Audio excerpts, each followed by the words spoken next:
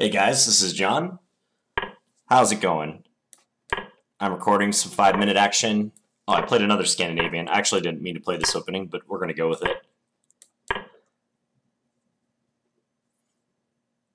Hope everyone's doing well on this Sunday night. Actually, it'll probably be Monday by the time you guys are watching this.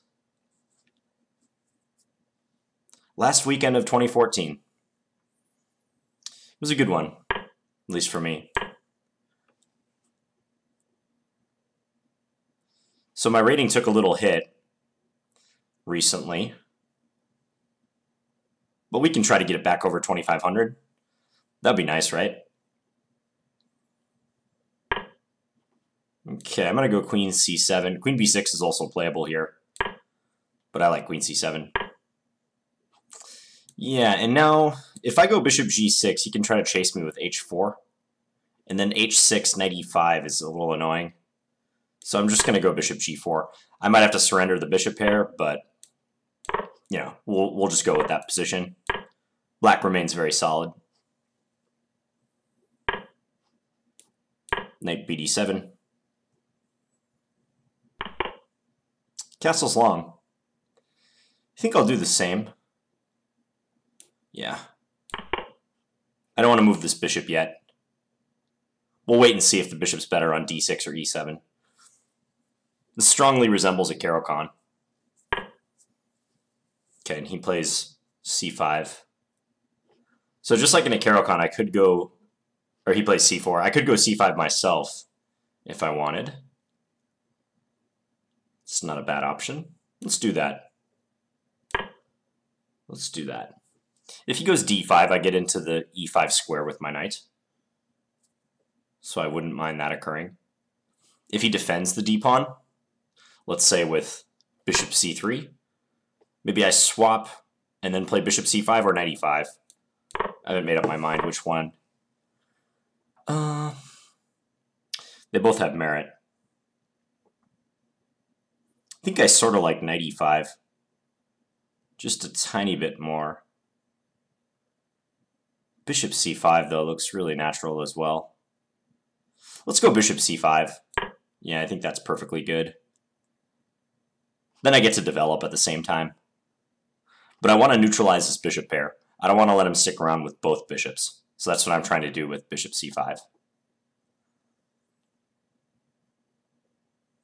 One bishop's fine. Both bishops, that's probably not in black's favor.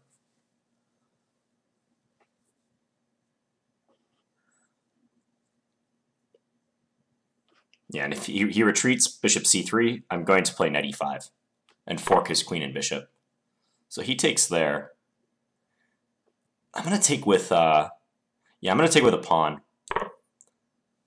This seems unorthodox, like why damage a perfectly good pawn structure? But this structure is common in the Scandinavian. And if I can advance f5, as I may do right now, we'll see, then there's more pawns on light squares for me. And that should restrict his light square bishop, is the theory. So I could go knight e5. He might be able to take on f6 then, because if I take d3, he takes with his rook. I have some problems with this piece hanging. Yeah, so let's go here.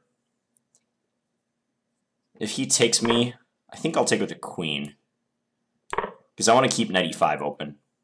So you guys see how my pawns on light squares restrict his remaining bishop? So I wanted to do that by design. Leave him biting on granite on these pawns. I like my position. Think a little for choice at this point.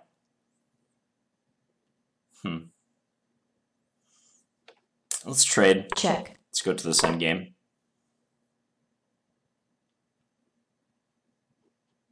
Now if I go rook hg8 to attack his g2 pawn, he can maybe play g4. This is what I'm currently pondering. So I think I should maybe use this rook. I don't think the d file is all that useful anymore. So I'm going to use this rook just to keep the h7 pawn a bit more under wraps. Actually, I don't know if that was necessary by me, but it probably can't hurt. Maybe now I go h4 and try to continue h5. First, let's get this in. Yeah, let's sink that rook in. Attack this pawn with tempo. You can go e4, try to get rid of it. But if he goes e4, maybe I go knight e5. Or knight c5. Knight c5 wins a pawn, doesn't it? If I want to play it that way. Yeah, I think rook g1 was too passive for him. Excuse me. My throat is kind of sore for some reason. Okay, so he goes king d2. Yeah, let's just double up our rooks. Do I do that or knight e5 first? Let's go knight e5 first. I just want to see how he responds. He can go king e2 though. That was maybe inaccurate by me. King e2 is a little annoying.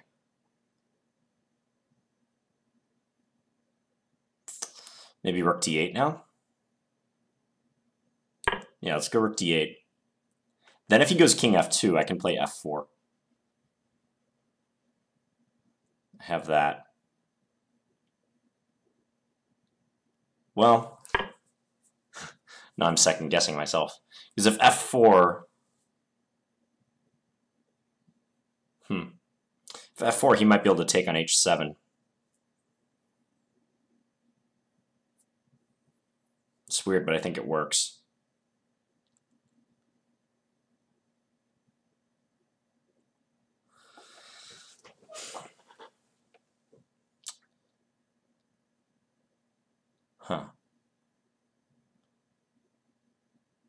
Whatever, let's do it. I think it's still good. I think I still want a pawn, even if I play it this way. So I'm just going to go for it. Yeah, now I'll take here first. Yeah, let's do that. Check.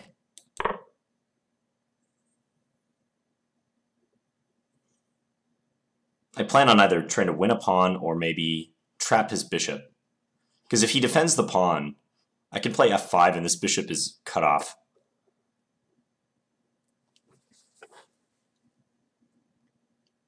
I misplayed it a few moves back, but that's okay. I still like my chances. All right, so let's do this as planned. Also, knight d3 becomes possible. Yeah, that's a big threat now, knight d3. It's kind of a funny threat. Not unblocking his bishop from capturing my knight. Knight d3, king f1, rook e1, mate.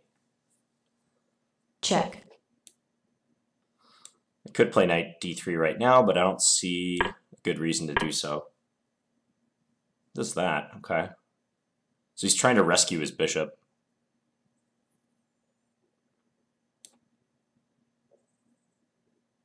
Check. Let's give a check.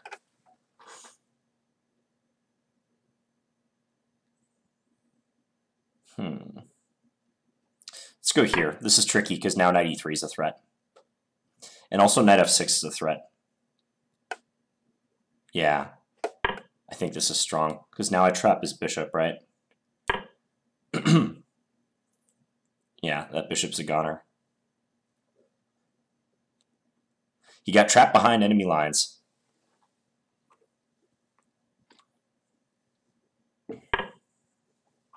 Okay, so he's just gonna try a last ditch approach here. Let's just get our knight into a good square. Let me go after this pawn. Check. We can stop that guy, no problem.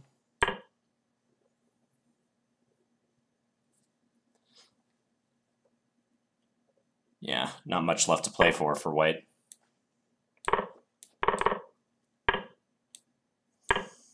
As long as I don't blunder something. Let's just cut him off. Let's go b6. Does knight c3 trap his rook? Time warning. Yeah. Knight c3. Oh no. Am I lagging or is he lagging? It's not me. Okay, good. I thought I was lagging for a moment. Okay, so I won. let's go back.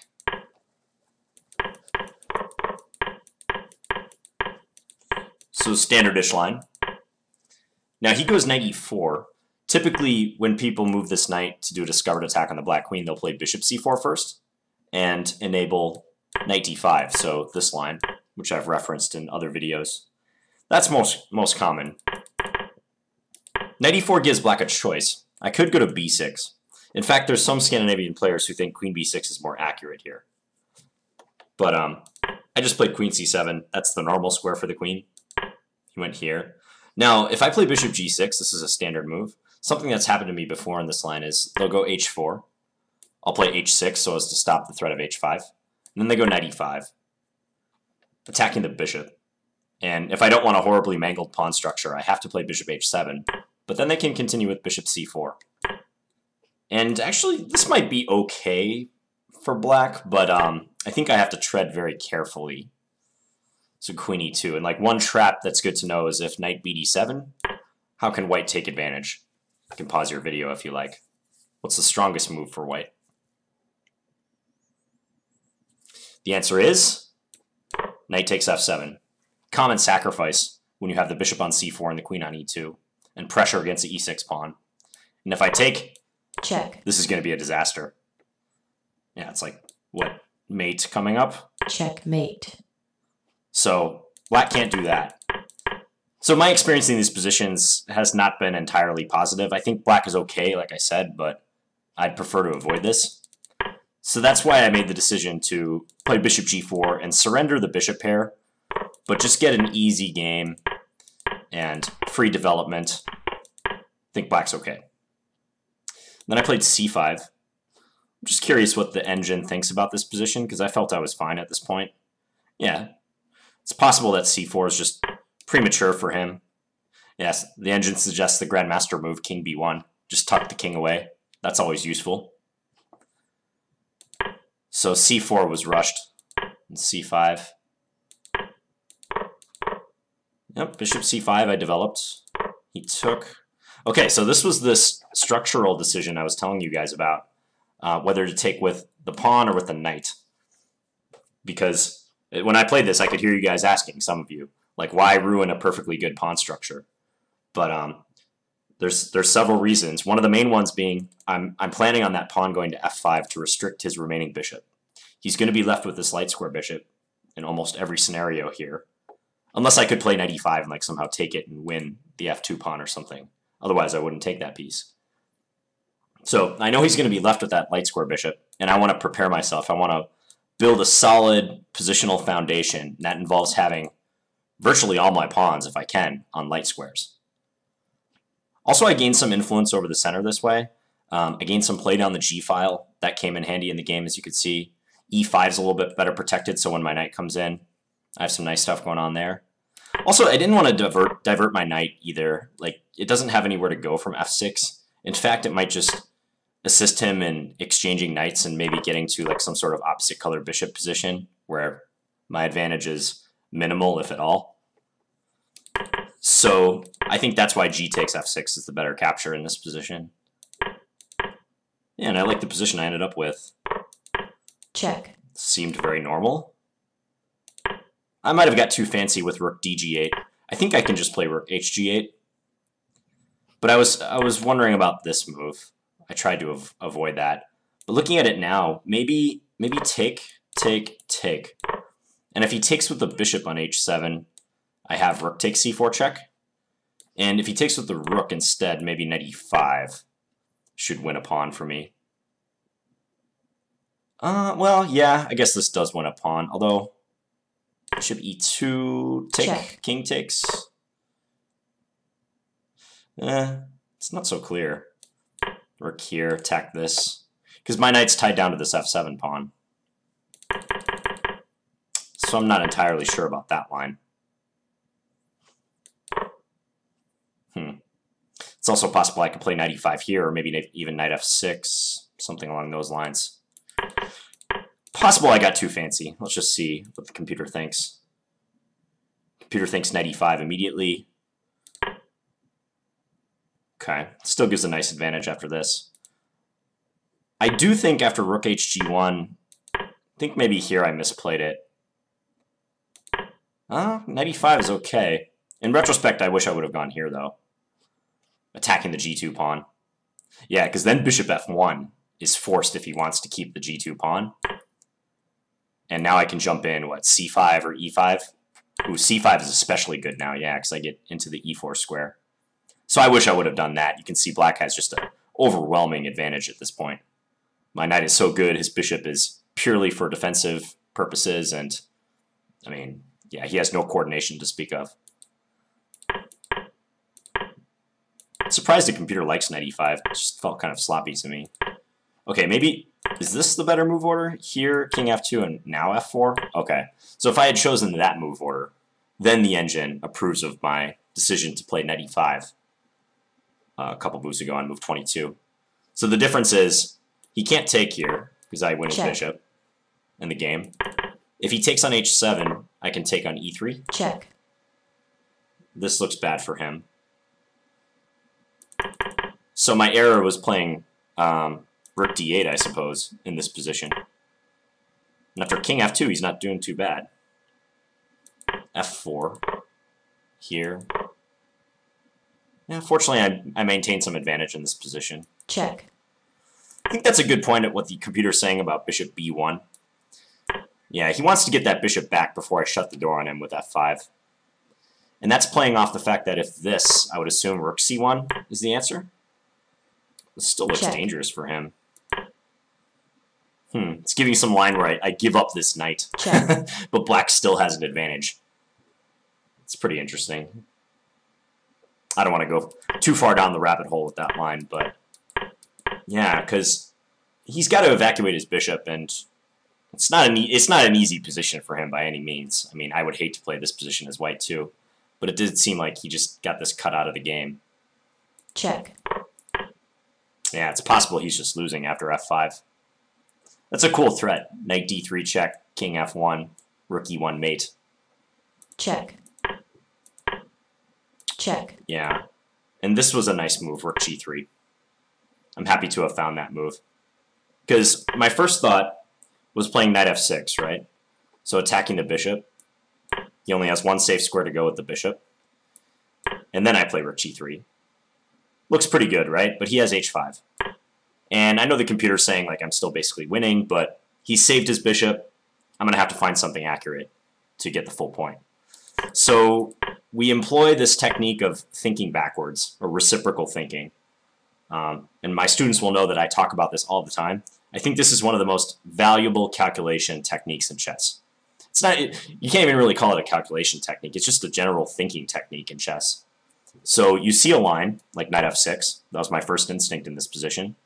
Usually your first instincts are pretty good in chess. So you see a line, it has a flaw in it.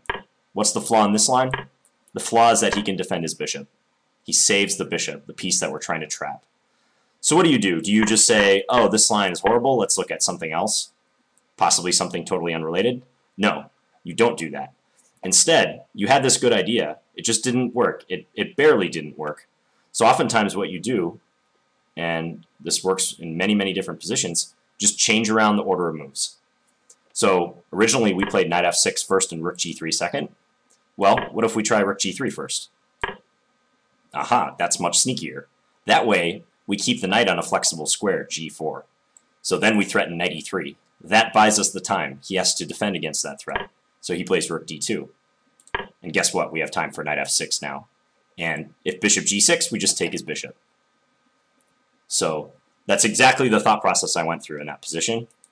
I don't know if I described that at the time, but there's no magic to it. It was just thinking backwards. And especially learning from the line that you looked at but discarded, right? So we learn from knight f6. We don't just say knight f6 doesn't work because he gets out. We say knight f6 is a pretty good idea. It doesn't quite work, but we learned that his bishop is vulnerable and we're very close to trapping it. So let's change the order of moves. Let's try a different permutation of moves. So, yep, that's what happened in this game. And he is losing that piece. And the rest was just kind of unnecessary. Check. Okay, I hope you guys enjoyed that one. And if you have any questions about this game or anything else, please let me know. Leave me some feedback in the comments. Thanks for watching, guys. Bye.